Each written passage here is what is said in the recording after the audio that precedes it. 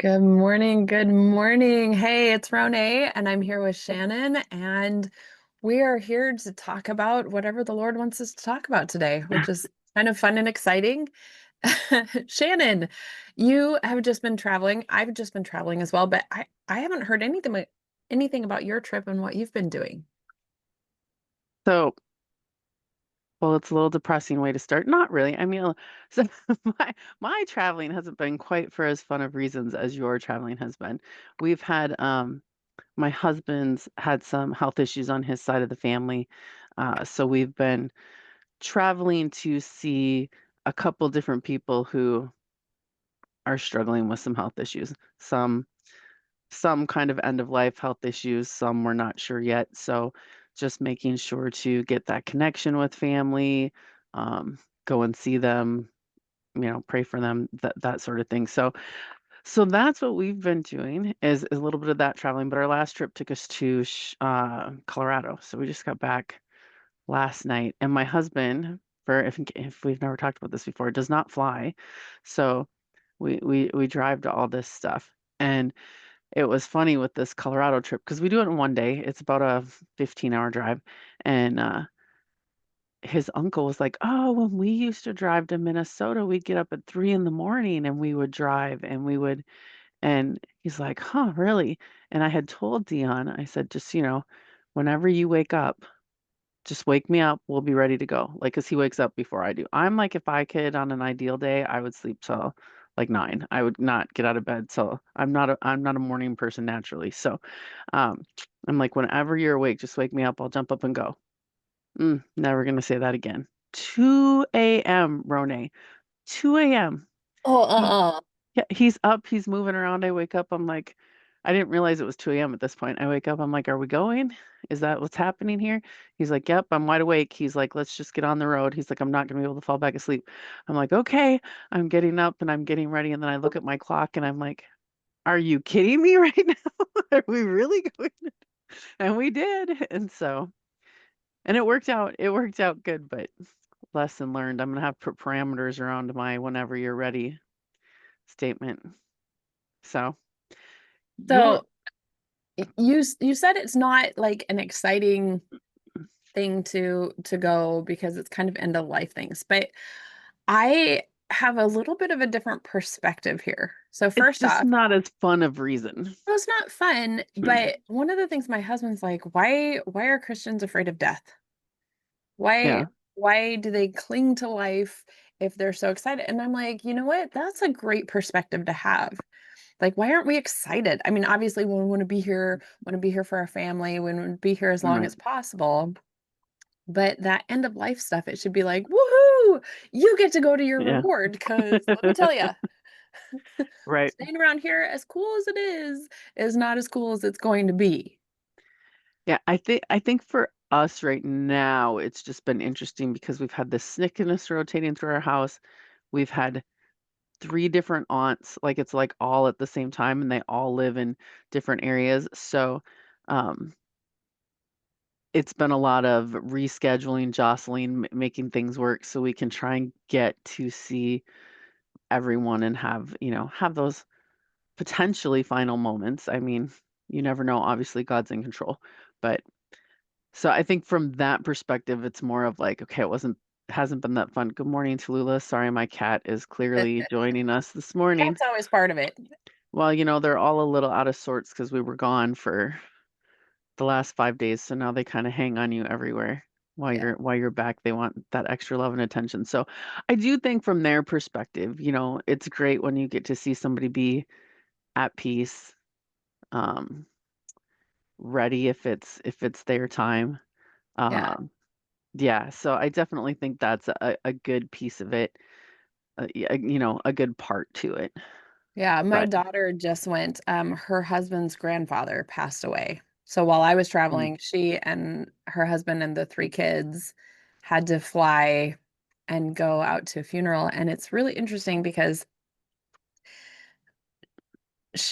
her sister-in-law and brother-in-law, so all the ones that married into the family, mhm, are all dark-haired, kind of. nerdy introverts who beautiful, beautiful voices. And so the Mm, three of them were asked to sing at the funeral, and they chose the song How Great Thou Art. mm, Now, it's beautiful. Like the harmonies that they pull together, I was just blown away. But that is the song that my dad passed away to. oh, So mhm, that one's always a bit rough. And so as you're talking about end of life and end of life experiences, like I had the most beautiful, awful mhm. experience when my dad was passing. And I think we've kind of talked about it a little bit, but the cool part is I got to see my dad talking with God before he slipped into a coma. And then his passing was super traumatic. If you've never seen death throes, like you know how on TV, even if somebody like gets shot, it's this peaceful passing almost. Like they close their eyes, Yeah. they're just gone. No. Like his arms and legs were flailing, his tongue was sticking out, his eyes were bulging. Like it was the most traumatic and hilarious experience because as he's doing this, and I've got one sister at an arm, my mom's at his head, my other sister's at an arm, the other sister and I have each have a leg, and we're trying to like so my mom's yelling, Stu, calm down, calm down.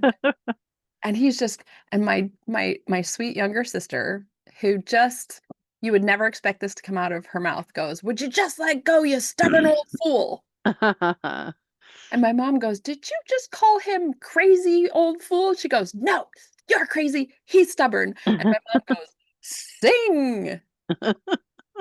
Because when we had been singing earlier, It he was calmed calm, him.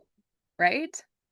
Uh, And like earlier when I was in the room with him singing, so the morning before he passed, my mom and I were in there singing and just singing some hymns, and it was really good. But I couldn't remember all the words for How Great Thou Art. That was his favorite hymn.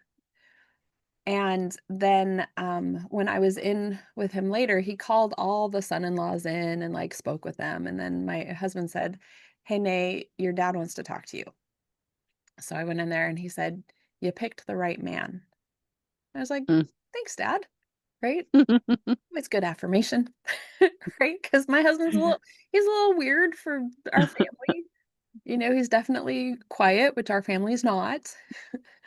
And I was like, thanks, Dad. And we talked for a little bit. And then he started to snooze. And so I'm sitting there because we didn't let him, yeah, at that point, like we knew the end was coming. And so we never left him alone. And so I started humming and then I started singing. And then I could remember all the words for How Great Thou Art. And I Mm, got to the verse where it says, when Christ shall come with shouts of acclamation, what joy shall fill my heart. My dad's eyes fly open and he's looking straight up. He says, you are so good. You're so mm. good. He says, it's all true. I was afraid, but I'm not afraid anymore. And then he slipped into a coma. So Wow. beautiful, beautiful experience with this song. Yeah. Now my mom's going, sing. Like it was, and it's just traumatic. And I looked down and at my feet, there's a CD player. And there was the CD in it. And I hit play. And the first song was How Great Thou Art. And by the end of the first verse, he passed. So I Oh, have this love-hate relationship with that song, but it's so beautiful because truly, when Christ shall come with shouts of acclamation and take me home, what joy shall fill my yeah. heart, right? So there's that. Like, yes, it's so sad for those of us that are here.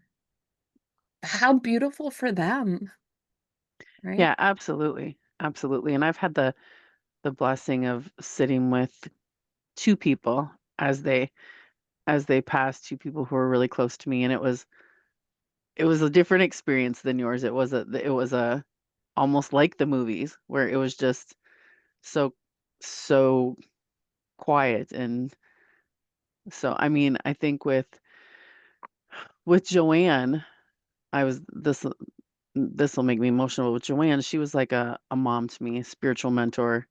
Um, so close when everything was going sideways in my life as a teenager. She was my first supervisor, first manager at a job, and she just literally just adopted me like into her family and took me under her wing, and we stayed close for however many years it was, 30 years, and until she passed, and I got to be there in the hospital with her. And that last day, I was just I put the chair up next to her and reclined it so I was kind of laying next to her, and I just turned the TV on and I was just talking to her all day about the things on the TV and life in general, and she was not conscious at this point.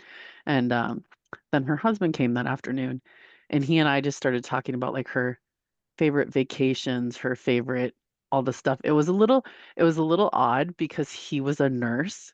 So it was an interesting experience to be with someone for the first time and have him be a nurse, because as we're talking, he's watching her breathing and stuff, and he's like medically walking me through it a little bit.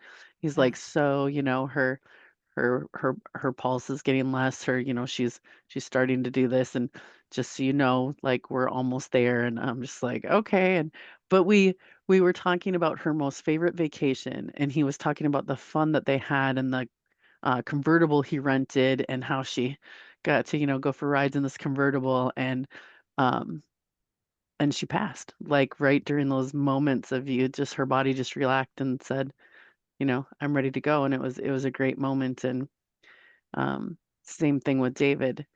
Uh, it was just kind of a peaceful moment. I think the only thing with him was I was in charge of a lot of his stuff, the logistics afterwards, and it was something he was always worried about. So he kept trying to talk to me and he couldn't. And and I just had to lean down and say, "It's okay. I know what to do. I got you. Like it's okay. I know what I'm supposed to do." And and then he just relaxed, and that was it. Like there was no it was very peaceful. It was like in the movies. So interesting that you had something different, because now my only experience is, oh, it happens just like it happens in the movies. It really doesn't. And I think that, I mean, every experience, I don't think my dad wanted to go, right? Yeah. Up until the day before, he kept saying, "Well, I just need to get back on my exercise routine." And we finally were like, because he didn't want to take any of the pain medication. He's like, "No, I just need to get," and at this point, like the cancer, we could see it growing like everywhere. Yeah. And we were just like, "What?" The hospice nurse came in, and at this point, like, we had a hospice bed set up in the other room, but he was still in his regular bed, which was painful for him to get in and out of. Mm. And the nurse looks at him and says, "Stu, what are you saving this for?" And all of a sudden he looked and he was like, "Oh." Like, I think at that point it clicked It clicked. that, like, what do like, it's okay, you can go. And I Right. think having some of the, like, because I took him on his last ride outside the house because, okay, for those of you that are planning all sorts of things for your life, plan your own funeral, pick out your own funeral plot, Mm-hmm. because Yeah. they were out of state, and on my birthday called and said, "Hey, would you go pick out a funeral plot for us?" Excuse me? Yeah. So then I was like, "Hey, Dad, do you wanna see where I picked out for you?" And, we drove his '65 Mustang, which was really Mm. fun, but it was the last ride he had, and that car is not like a cushy ride. It's not. It's a stiff ride, but, and he was in so much pain, and Mm. then I had to help him with some other things that, like going to the bathroom, and he was embarrassed, and I think Yeah. having that experience, I remember driving home from that day going, "Okay, I'm ready now." Yeah. And so I think it's so cool that you were able to go out and spend time with family Yeah. so that you could have that, "Okay, I've had the time, we had some good memories, it's okay." Yeah, absolutely. And I think I contacted you, I know, in like the beginning, because it was, like I said, for us, it was just more the logistics part of it. It was the back to back, so trying to organize the work and the traveling and the being sick in the middle of it, because Dion was sick, and then I was so, and it was more that piece. And I know I reached out to you, and you're like, "What can I do for you?" I'm like, "Oh, you can pray and you can check in and do some emotion coding. Like, is there anything going like?" like we have a sickness we just can't kick in the middle of all this. And uh, so that made it a little bit of a challenge, but the actual time with family has been amazing. And, we were only in Colorado for 3 days, but it was 3 solid days of doing nothing but spending time with family and spending a lot of time, talking. And uh, so definitely a blessing. So happy we got to do it. But yeah, it's, Isn't that funny that that's the gift of illness? So like with yeah, my dad, we had time. And by the way, I highly encourage getting to know grandparents, great grandparents, stuff like that, because I didn't know mine. and We record stuff if you can. Right, but the first person close to me to pass away was my father. Not Yeah, cool. So like yeah, try to have other people who are older that you can practice on because but that is the absolute gift of illness, which you never look at illness as a gift, but you actually get to take time, spend time with people versus like sudden when there's an accident or just a sudden passing, then you don't get that time to process, hey, this is going to happen. yeah. And I think that's rough. So, Yeah, I think it's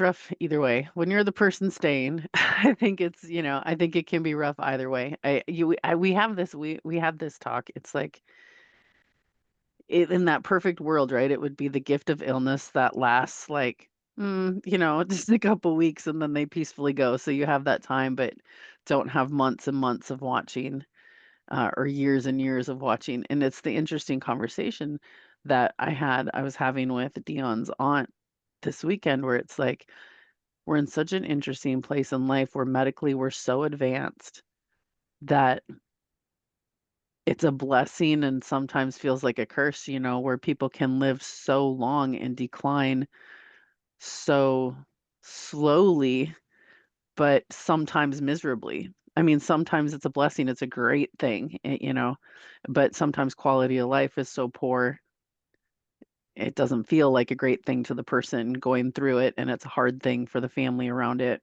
watching it. So it's yeah, I don't know. It's just really interesting times. I don't have a lot of experience with death either. Um, my grandparents have all passed, but they all lived like far away or weren't really people like weren't close to us. And so Joanne and David are really the only people I've experienced that were super close to me personally. mhm. And now it seems like we're getting to a time. I don't know if you've been experiencing this, but we've just had several deaths around us lately. And some of them are like the baby boomer generation where you're like, okay, you're not expecting it necessarily, but like Dion's aunts, it's like you're getting to that age. But we've had a lot too in our age group recently. And it's like, I don't know, it's just kind of weird. Yeah, those are the ones that you're like, whoa, like we're the same age. I'm not close to that, Yeah. but we all could be. Um, so in my travels across country, I did end up seeing my mom at one point, and it was a difficult visiting, but she was This was just the so trip you were just concerned. on. What? This was the trip you were just on. Yeah. Okay.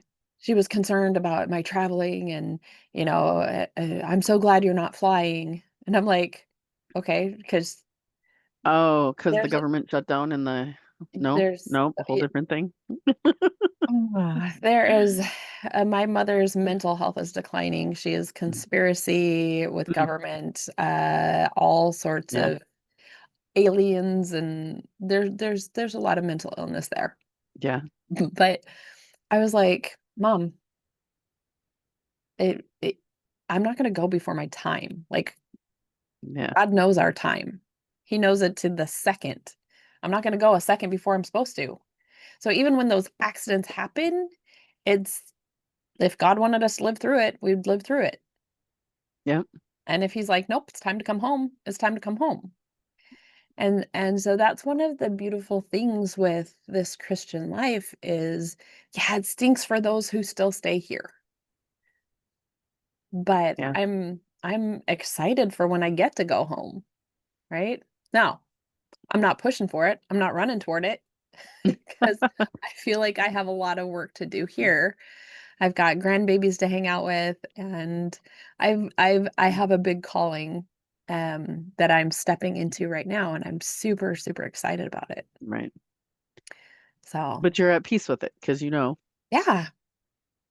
And Yeah, she absolutely. always says, "Oh, if we only had this, or if we only had this, that, your dad would still be alive." No, no, he wouldn't. Something else would have taken him because that was his time. Yep, absolutely. So Absolutely. on But that on that beautiful note, let's talk about something more well, uplift. let's talk about your travels and what you were doing. Oh my goodness. So I was on the road for 12 days. Um, Started out beautifully with a women's camp up at Camp Lebanon, which I Hmm. had to leave a day early. I'm so sad, but I really got what I needed in that first, what, 2.5 days. Because I went up a day early, which I'm so glad. Your choice was Friday to Sunday is what most people did, but you could go up a day early. And Aminta Geisler was the early bird speaker. So you went as a guest. My church, the Grove, was part of like all of it was all these different Christian churches go up for this women's. Hmm. Yes, I was a camper. Okay. Okay. Um, yeah, it's the one I invited you to, but you were like, I don't think I can go, and now we know why, Yeah. right? Yeah. Um, but it was amazing. It's dorm style, so like there were like 10 beds in this little room, bunk bed style. And it was great. Like it was really, really fun. And just the coming together as Christian women and supporting each other. Like I got there and I was so stressed out. And I knew I had this long road trip in front of me. And my mom called like right before we were going into our first thing. And there were some things that were said that I was like, oh, like I just I can't. So I had to go. I went and I sat. I was like, I just need to get my feet on the ground. I need to ground a little. I need to just like get prepared to go in for this first service. And some of the women from my church were like, okay, like one of the women sat with me. We talked for a little bit, and I just was able to just like, I was so stressed and fearful and just Yeah. frustrated. And um, we go in, and Aminta Geisler talked about being so overburdened and tired and bone weary. And it was so beautiful. Like I was like, yes, yes, yes. And afterwards, like the next morning, I woke up very early. Everybody's still sleeping. So I grabbed my Bible and I grabbed my Faithfully Unleash Your Strengths because I still haven't read the whole thing, right? I'm still going through it after Right. having like, it came through me. Like, I wrote it, yes, but not Right. really. Like, it's God's words coming through me. Even my story stuff, he's like, "And write this story." And I'm like, "Okay." So, I was up and I'm just ugh, right?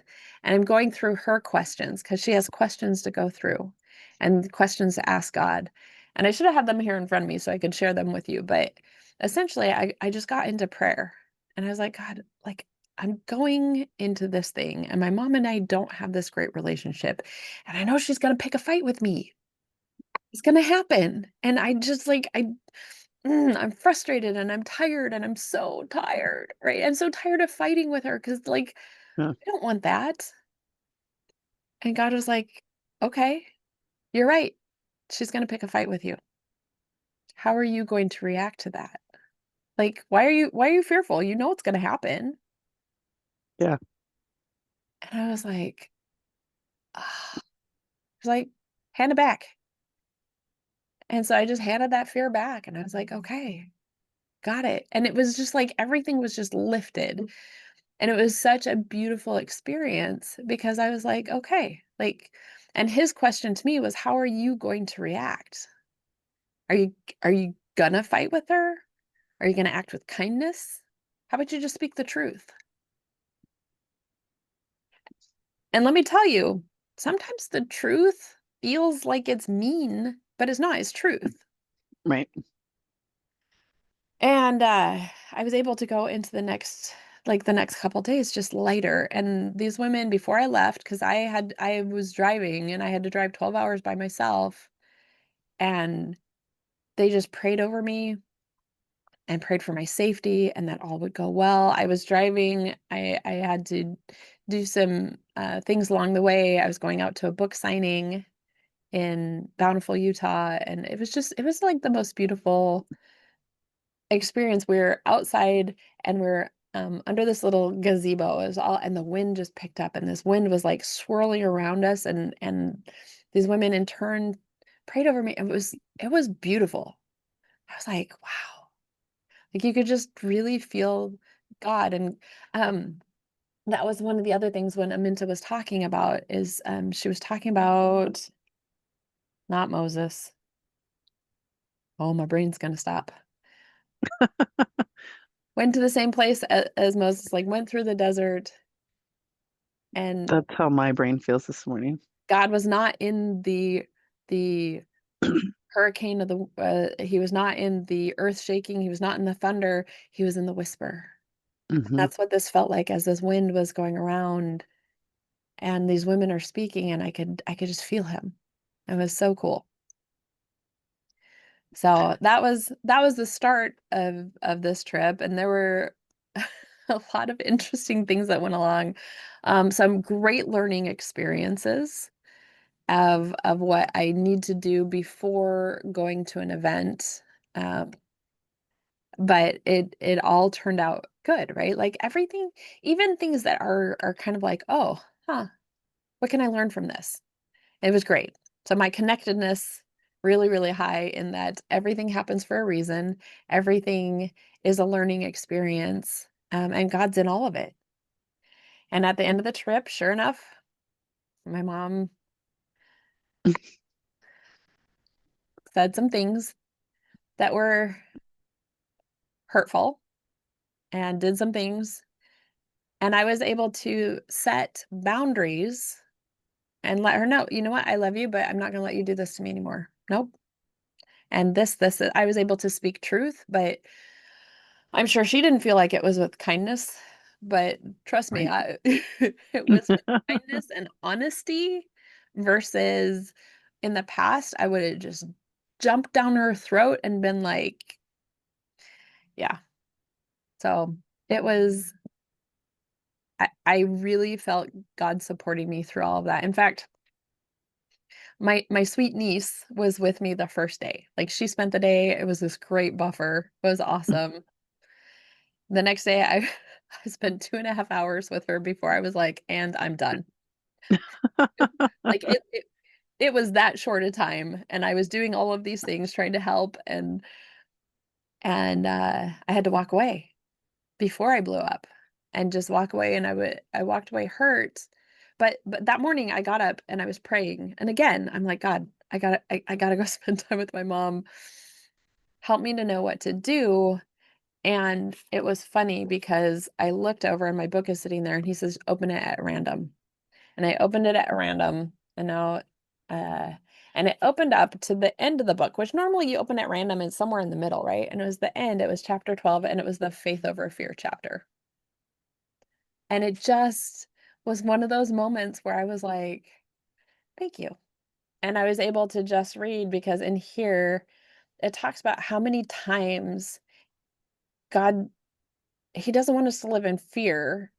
He doesn't want us to fear him. He wants us to release fear, right? So we've got Deuteronomy 3:22. You shall not fear them, for the Lord your God shall fight for you, right? Deuteronomy 31:6. Be strong and of good courage. Fear not, nor be afraid of them, for the Lord thy God, he it is that doth go with thee. He will not fail thee, nor forsake thee. And it just goes on. And I was like, you're right. You've got this. And sure enough, fight started and I was able to go and no, we're not doing this. I walked away. Good job. Thank you. I tried to call my husband. He wasn't available. I called Leanne and she was like, you know what? No. Cause I was like, I just like lost it. And she goes, no, you didn't lose it. And we went through the different points of the story. She said, you held it together until it was time to go, no, this is not okay. And she said, and you set Mhm. boundaries and you spoke truth. And I was like, okay. So my suggestion for anyone who is in a difficult relationship, right? And one that you can't really like, I wish I could just cut her off completely, right? And I've had to do that in my past is just like for my own mental health, just go, I can't associate with you right now. But I don't even know if that's what you need to do. Like for me, give it back to God, right? And say, how do you want me to show up in this? Oh, that was the question I asked God. Now that that when I was at camp, I was like, God, help me to see my mom how you see her. Because right now I just Mm. see her as a petulant child. And he's like, huh, it's kind of how I see you right now. Mm. Yep. And that's when he was able to say, yes, she's going to start a fight. How are you going to react?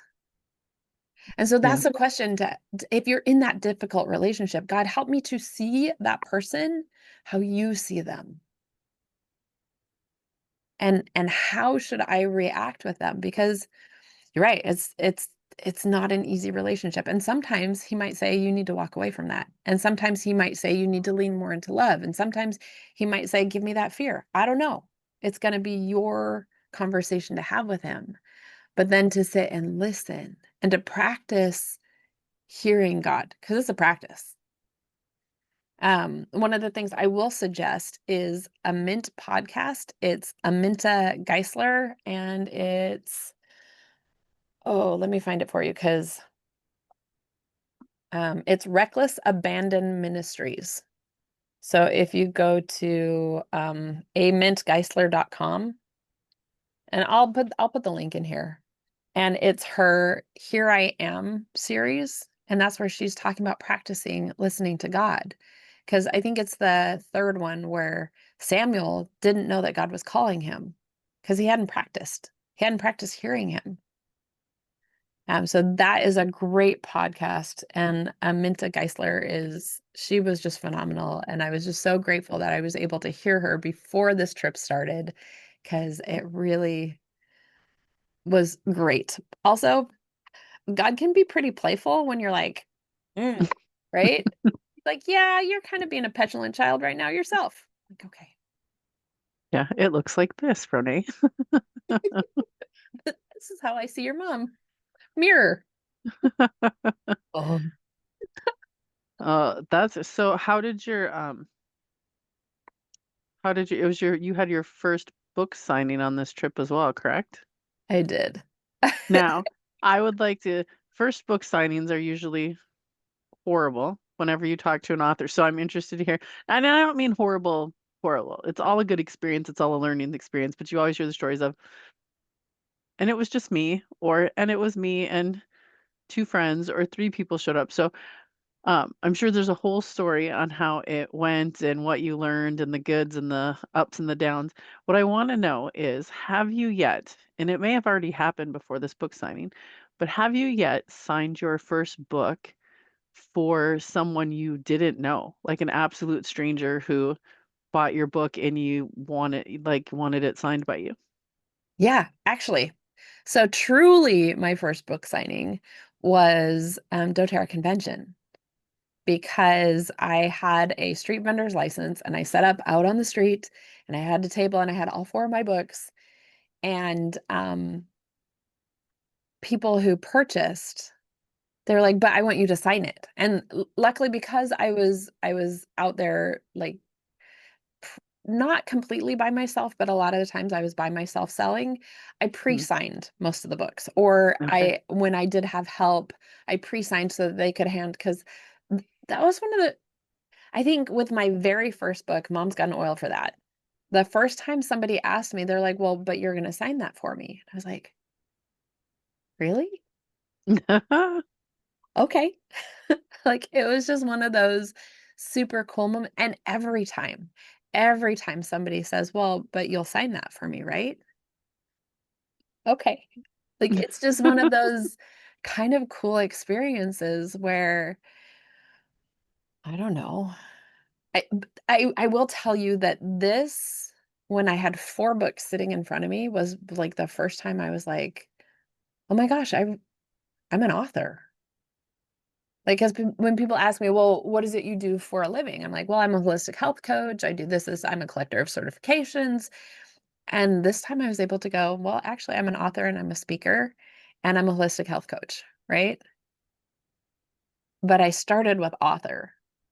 And and truly at this book signing that I did in Bountiful, we started with like, how did you become an author? And I always thought about with faith over fear, because I can truly say, like, God wrote that through me, right?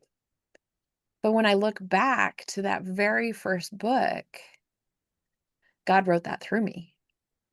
Because my first children's book, I was looking for an essential oil book that was a fun story that taught kids how to use essential oils safely. And when I looked around, there's only a couple out there, and they're not my cup of tea. Let's just say it that way, right? Because I'm sure there's a lot of people that my book is not their cup of tea either. But when I looked and I was like, "Ah, there's nothing," and all of a sudden, it was like the story came through me, and I can truly identify that this was before I didn't ask God for this, right? He was like, "And here you go."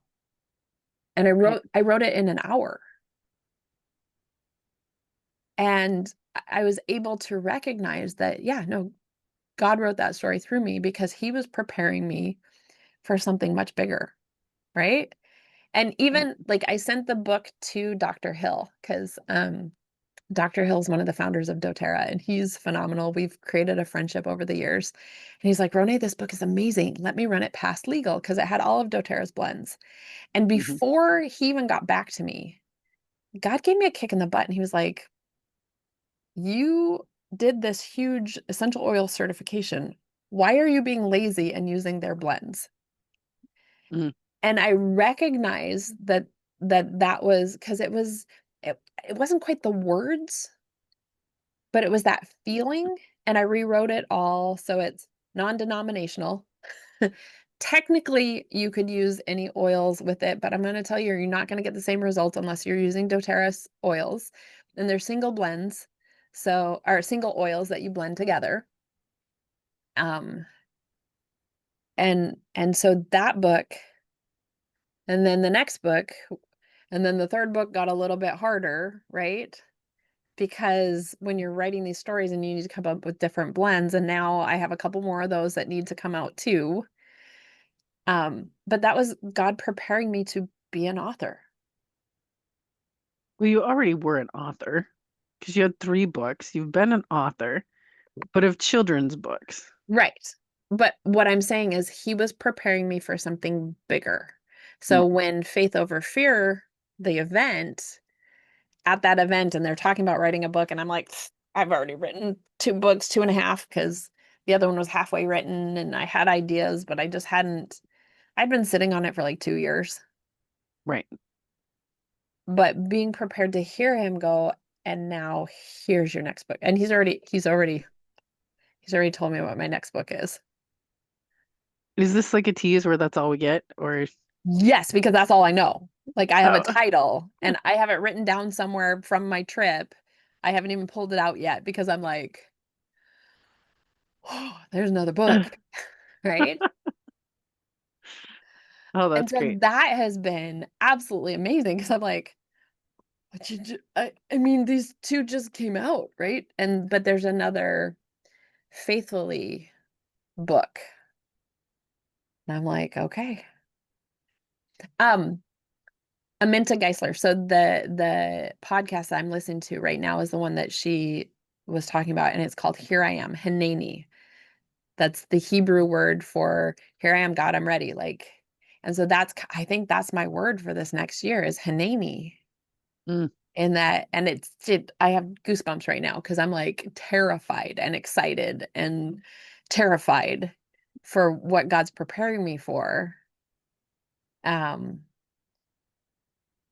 but I'm like, okay, you're gonna keep talking to me. You're gonna keep telling me what I'll do it. Right. And the important part, the terrifying part, is always stepping out into faith with the unknown, Yeah. because God doesn't rarely, I mean, sometimes, but rarely does God provide, here's the exact blueprint of what I want you to do, and here's what's going to happen, and here's how it's going to go. And, it's stepping out into faith, not knowing and only knowing each step as you need to know it type thing. Yes. And it's cool because I kind of know. Like, so I have this first church that has booked me from Wednesday through Sunday. Hmm. And I while I was on this trip, like so before the day we were going to go see my mom, I get the email back saying, all right, here are the details. Here's what we want you to talk about on Wednesday and Thursday and Friday and Saturday and Sunday. Right. So the Wednesday and Sunday are the same, but the different things. So now I get to build out these sermons, presentations. Hmm. Like some like the Wednesday and the two on Sunday are essentially the sermon type, like time. Right. And I was like, oh, this is what God's preparing me for. And I'm so excited about this because again, it's taking faith and strengths and showing you who God created you to be. And how cool is that? And that's the part that I'm so excited about because that's what God's been preparing me for. Who God created you to be, and for you and some of what you're doing, how you can use those strengths to strengthen your relationships. Because you're doing some on marriage, correct? Like some, like not, I don't know if your talk's coming up on marriage, but like some of what you're doing is like Yes. married couples. You learn your strengths and who God created you to be, and let's talk about how do you bring that and apply that to your marriage or Actually, on Thursday, I will be scheduling, there will be an online strengths and marriage class, but there will also be a online strengths and relationship class. And this one is Mhm. for those people who aren't married, right? Because if you're not married, you can still come to the strengths and marriage class. There's lots to learn there. But there needs to be one that is just knowing who you are and how you can Right. communicate with others. And that was one of the things that came out of the book signing is yes, these classes are coming Thursday. Leanne and I will be scheduling them and putting it out there. So watch for that because that is coming. But there's so many, it's overwhelming and beautiful how God is placing me. And I've had some hard learning lessons in this. I upset a couple of friends. It was weird because I got offended by something and then I don't know if I lashed out or there was a huge miscommunication, huge. Mhm. And it almost blew up relationships. Hmm. And had I been my old self, I'd have been like, whatever. But I truly had to humble myself, have some deep conversations with God, and do some serious apologizing. Where at first it was like, well, but that wasn't my fault. That was yeah, you know what? Everything you take 100% responsibility. And when you know your strengths, you can go, oh, I see where this happened and I didn't honor their strengths or I didn't communicate properly or whatever. So it's been again a beautiful experience, horrible and humbling, but also like okay. And to find out that we don't have to have a cancel culture. We can totally disagree. We can have big blow up Yeah. fights and then come back together and love each other without then carrying that into our future. And that hmm, my family of origin, my husband noticed this right away in our marriage. He says it's like your family all gets together, but you bring these suitcases with you of old baggage and you dump them out and you have a big blow up fight. And then you have a big apology love fest, but then everybody collects all the old stuff, puts it back into a bag and carries it away for the next time we get together. And he said, what's beautiful is to watch how you are no longer doing this. Mm, And I was like, yeah. And so that's kind of some of this other stuff that I've been like, okay, I could be like, but you did this, and that's why I did that. No, my reactions, like feelings are one thing. Like you can't control feelings, they pop up, right? right, But how you react to them is a measure of your growth. It's a measure of and trust me, I've been leaning on the Lord a lot lately, going, okay, this is how I want to react. And he's like, right, give it back to me. Give it back to me. So right. that's the other thing I would suggest is give it back to God. Like he wants to take all that. You don't have to carry those bags around anymore. Give them to him and say, burn these, please. Yeah. I always think of situations like that too, where it's like, and remember, it's not all about you. Because usually if you really think about it, usually our our natural defense where we want to defend is because somebody says something and we internalize it immediately as being about us. Yeah. And so often it really has nothing to do with us. Yeah. Absolutely. I mean, that's almost on the daily. Yeah. In almost anything, right? Yes. I mean, even like you were talking about cancel culture. So even if you take something as generic as cancel culture, it usually happens because somebody or you see it in politics today where it's like if you believe one way, then we can't be friends. And it's like, well, their belief, like it's not a personal attack on you. It has nothing to do with you what they believe. Yeah. And maybe do you not talk about politics together? Maybe not. If you can't talk about it, in a great way, but does it have to mean you can't be friends with somebody? I mean, No, I have some friends that I refuse to bring up politics, and if they do, I try to change the subject as quickly as possible because I'm like, yeah. Well, and it's interesting for me and my family because they're a little opposite. It's like everybody brings their suitcase, but nobody opens the suitcase. Everybody just carries it around and, it's not a talk, it doesn't get to be talked about. And for me, I had to take some time and really learn about like who my dad was and what my dad grew up in. Like, how did this person become the person they are? Like, where is this from? Like, it has to be so deep. And having a little bit of understanding into so I started asking questions and, about who he is and how he grew up and maybe why he's stuck in what he's stuck in helped give me a little perspective and helped me to see that the things he says or the things he does have nothing to do with me. Doesn't mean it doesn't hurt me, doesn't make it okay, doesn't but it helped me be able to step back and not take it so personally or be so affected by it. Because I can see he's just a human being on his own journey with his own struggles, trying to figure it out, no different than the rest of us. Yeah. And that's the other thing to consider is looking at somebody else's what is their intent, right? And I think so often we miss that. Somebody might say something. Like my husband said something this morning that I could have totally been offended by. And I was like, okay, what is his intent? His intent is actually for us to have a cleaner space, right? I tend to pile things, but I know where stuff is in my piles. And he made a comment, and he made it in general, but mm, I was like, that was totally directed at me. Except for was it? He was just saying if surfaces were cleaned off, he would have more peace, right? Yeah. So his intent is to have more peace. Now, immediately my hackles go up and I'm like, well, then I'm just gonna like take everything and bleh, right? My brain goes immediately to that. And I'm like, no, stop.